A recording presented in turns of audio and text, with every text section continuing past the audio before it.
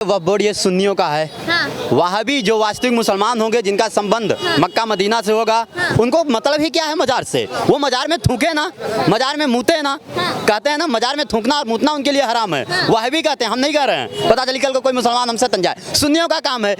क्या नाम हुआ सर? अमन शुक्ला, प्रयागराज से। कैसे देखते हैं वक्फ बोर्ड? तो वह बोर्ड गली गली अपने नमूने भेजेगा और कांग्रेस के लिए वोट मंगवाएगा। कांग्रेस तक ठीक है, पर पिछले 10 सालों से तो बीजेपी है। फिर बीजेपी ने 10 सालों में क्यों कुछ नहीं किया? बीजेपी ने 10 सालों में इसलिए नहीं किया क्योंकि देखिए, अगर किसी के ऊपर आपको प्रतिबंध लगाना है, अगर मुझे आपके चैनल पर प्रतिबंध लगाना है, तो पहले मैं आपके चैनल के पीछे के सारे आंकड़े देखूंगा।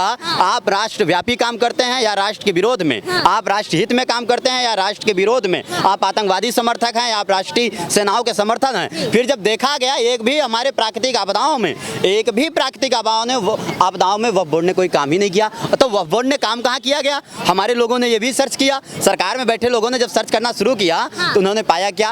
वक्फ बोर्ड आतंकवादियों के लिए रात को 12 बजे दरवाजा खटखटाने के लिए वकील को पैदा करता है।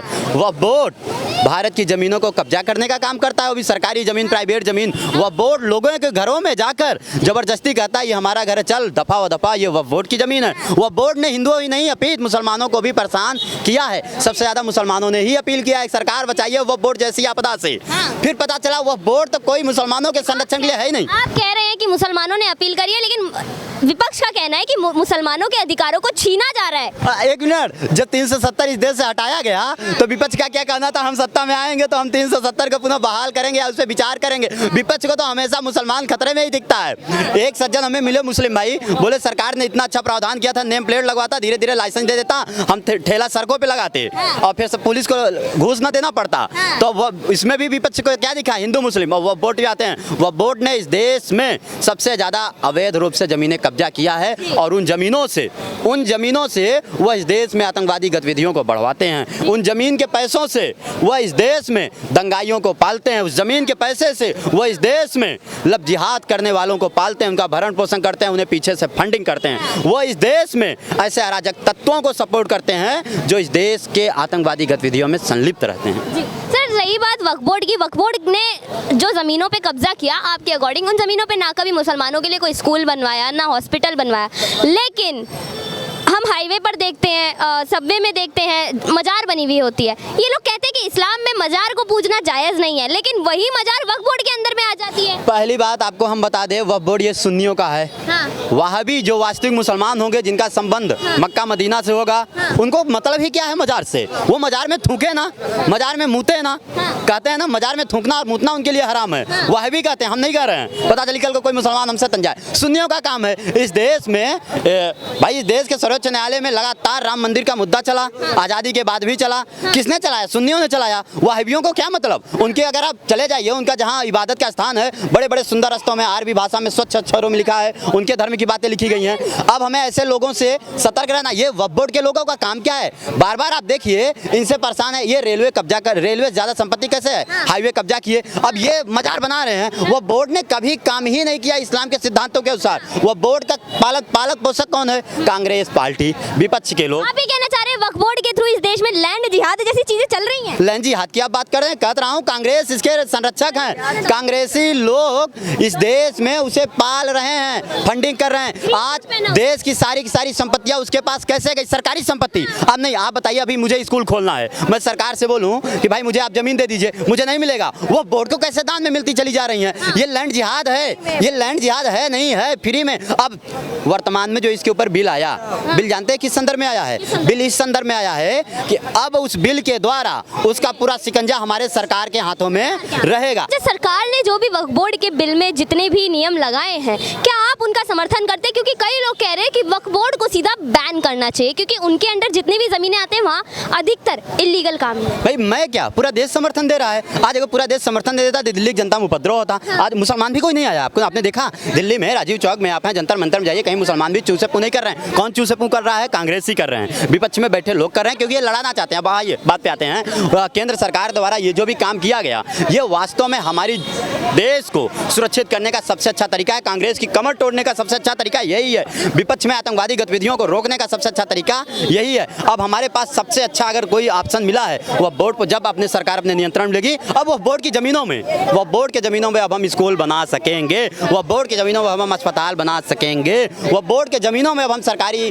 कार्यालय बना सकेंगे, वह बोर्ड के ज़मीनों में हम वो सारे काम कर सकेंगे जो हमारे राष्ट्र के हित में होगा। ये पूरा देश समर्थन करे, क्योंकि ये अवैध ज़मीनें लेकर करेंगे क्या? दंगाइयों को देंगे, आतंकवादियों को देंगे, अलगाववादियों को देंगे। उसकी संपत्ति से कांग्रेस की। मेरा सवाल ये है आपसे कि आप कह रहे हैं वक्फ बोर्ड से किसी को दिक्कत नहीं है, ना मुसलमानों को, ना हिंदुओं को, ना पक्ष को, पर केवल और केवल विपक्ष में कांग्रेस को दिक्कत है। आखिर कांग्रेस को वक्फ बोर्ड से फायदा क्या है? फायदा ये है कि वक्फ बोर्ड को कांग्रेस ने पाला पोसा है, कांग्रेस ने उसे पोषण तत्व दिया है, कांग्रेस की वजह से आज वो फड़फड़ा रहा है, इतनी संपत्तियों का मालिक है। बार बार आज देश में चर्चा यही हो रहा है कि रेलवे के बाद दूसरी सबसे ज्यादा संपत्ति किसके पास है?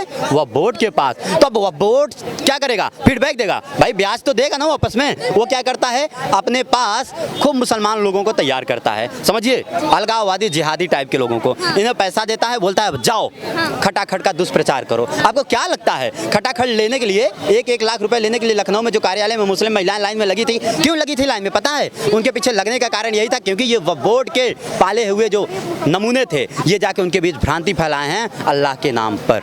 अल्लाह के नाम पर भ्रांति भ्रम और न जाने क्या क्या ये फैलाने का काम करते हैं। इस सारी गतिविधियों को ध्यान देना होगा। वक्फ बोर्ड से फायदा ही फायदा है कांग्रेस को। जब तक वक्फ बोर्ड है तब तक सारे मुसलमानों का वोट कांग्रेस को जाएगा। अरे उससे छोड़िए, अरविंद केजरीवाल का बयान देखिए, आप मुझे वोट दीजिए, सबसे ज्यादा संपत्ति वक्फ बोर्ड के पास रहेगी। कहना क्या चाह रहे हैं मुसलमानों? वक्फ बोर्ड, केजरीवाल, आप, कांग्रेस और हमारा वोट, पैसा देश का। भाई कहाँ से पाएगा पैसा वक्फ बोर्ड? देश की दिल्ली का खजाना खाली करके वक्फ बोर्ड को पैसा दोगे?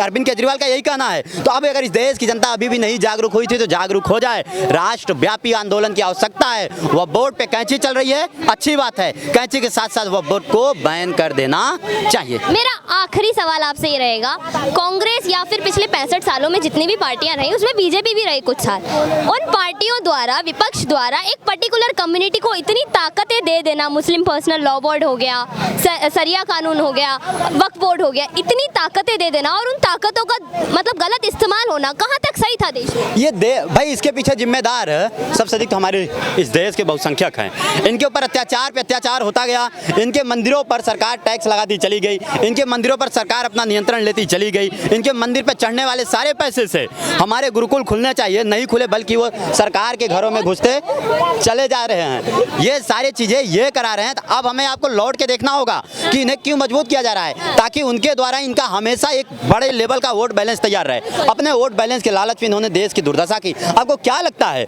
मतलब बीजेपी सरकार आई 370 मामला सुलझ गया, बीजेपी सरकार नहीं थी तो 370 सुलझ ही नहीं रहा था। इतना खतरनाक मुद्दा था ही नहीं, चुटकी का मुद्दा था, सॉल्व हुआ ना।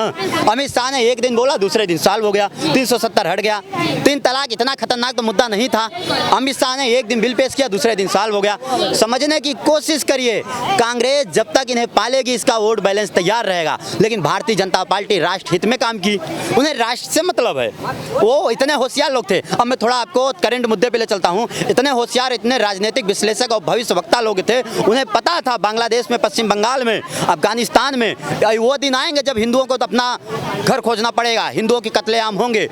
CA NRC इसीलिए लाया गया था। इसी शाहीन बाग में जाकर बुर्का पहन के, हो सकता है किसी ने कहा 100 रुपए में भी बैठती थी, मैं नहीं जानता, हो सकता है बैठी भी रही हूँ, कहती थी हमारा खतरा में, हमारा धर्म खतरे में, इनका धर्म नहीं खतरे में था। ये दूरदर्शी लोग थे, आदरणीय मोदी जी, अमित शाह जी, इन्हें पता था। हमारे कानून मंत्री बहुत दूरदर्शी थे, जो इस देश के कानून में संशोधन करा के 2019 में, सोचिए 2019 में NRC और CA की चर्चा कर दी कि भाई बांग्लादेश में जो हमारे अल्पसंख्यक हैं, चाहे वो सिख हो, चाहे बौद्ध हो, चाहे पारसी हो, चाहे हिंदू हो, आ जाओ, जल्दी से आ जाओ, तुम्हारे लिए सही नहीं है। आज वही होकर आया या नहीं आया?